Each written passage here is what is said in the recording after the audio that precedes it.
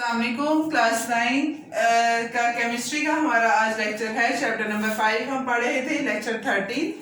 आज हमने पढ़नी है सॉलिड स्टेट की प्रॉपर्टीज। हमने लिक्विड स्टेट की प्रॉपर्टीज पढ़ी है इस चैप्टर में, हमने गैस स्टेट की टिपिकल प्रॉपर्टीज पढ़ी है। आज हम पढ़ने जा रहे हैं सॉलिड स्टेट की properties. My dear students, as you all know that कि सॉलिड में हमारे पास क्या होता है कि जो मॉलिक्यूल्स हैं वो क्लोजली पैक्ड होते हैं।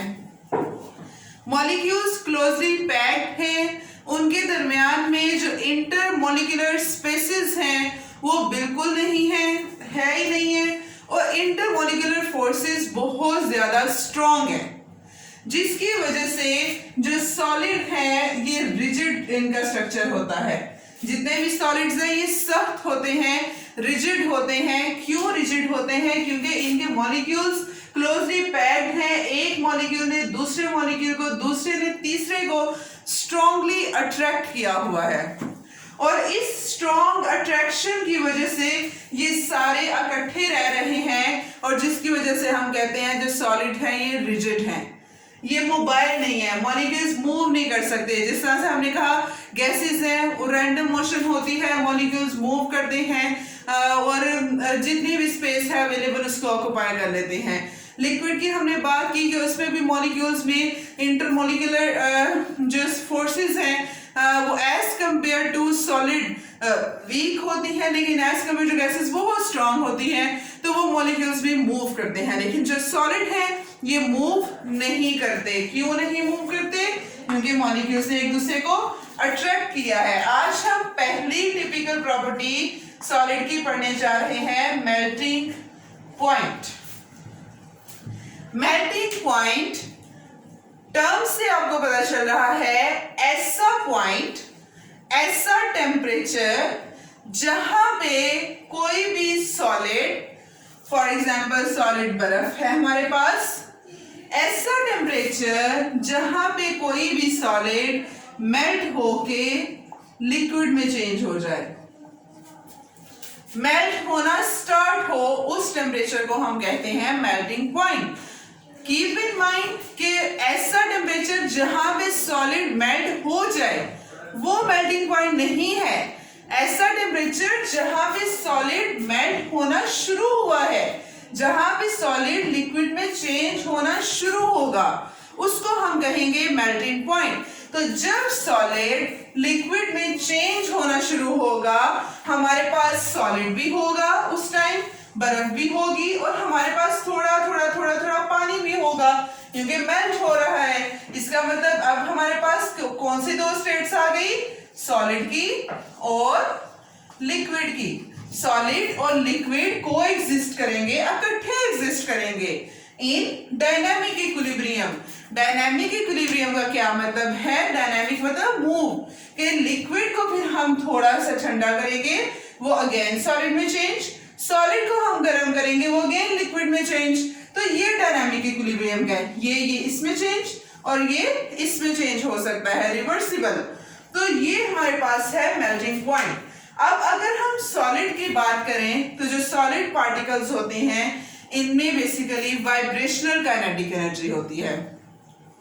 जैसे हम बात करते हैं कि गैस है, तो गैस के मॉलिक्यूल बहुत दूर हैं, जिसकी वजह से वो इजीली फ्रीली ये इधर को मूव किया, वो उधर को इरेगुलरली रैंडमली उनकी मोशन हो रही है।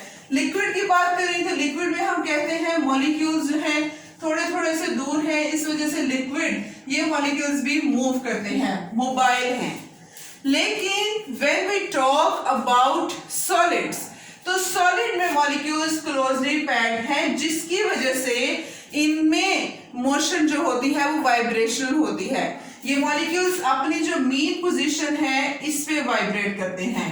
मीन पोजीशन मतलब अपनी पोजीशन में रह के मूव करते हैं। ये नहीं है कि लिक्विड या गैस के मॉलिक्यूल की तरह कोई मॉलिक्यूल उधर जा रहा है, कोई उधर जा रहा है। अपनी ही मीन पोजीशन में इस तरह से अपनी पोजीशन में रह के वाइब्रेट करना, इसको हम कहते हैं वाइब्रेशन। तो सॉलिड में वाइब्रेशनल काइनेटिक एनर्जी पाई जाती है, लेकिन जब सॉलिड को हम हीट करते हैं तो फिर उनमें वो काइनेटिक एनर्जी और तेज होती है।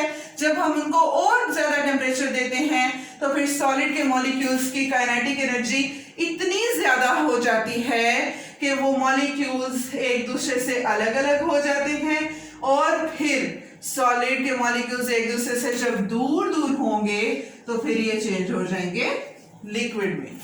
ये हमारे पास होता है मेल्टिंग पॉइंट का प्रोसेस कि how actually the solid is changing into liquid. किस तरह से चेंज हो रहा है?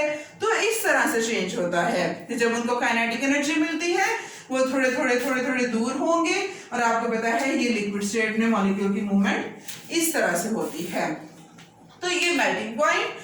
नेक्स्ट इसकी प्रॉपर्टी है सेकेंड, सॉलिड्स की रिजिडिटी, कि सॉलिड जो है वो सख्त होते हैं, रिजिड होते हैं। क्यों?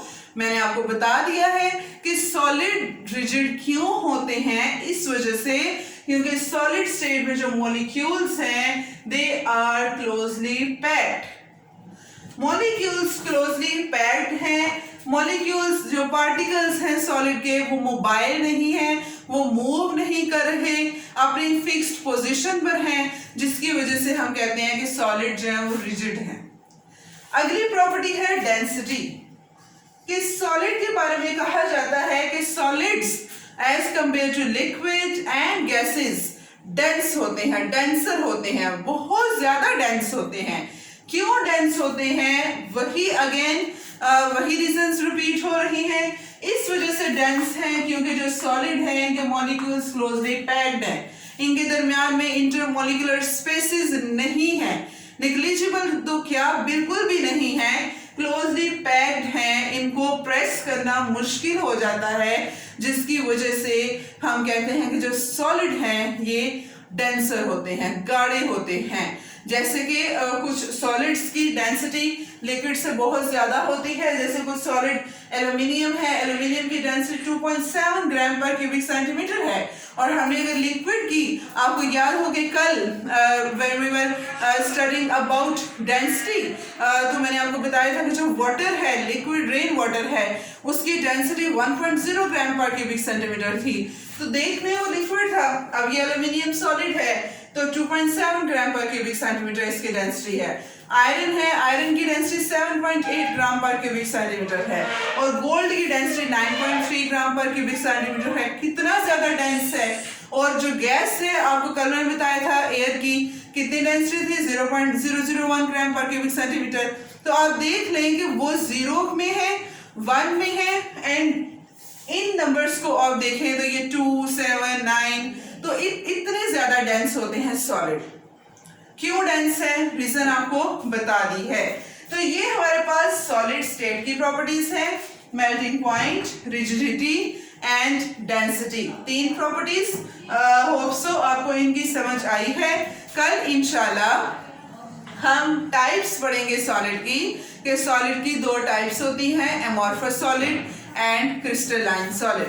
तो आज के लिए इतना ही है। Thank you so much.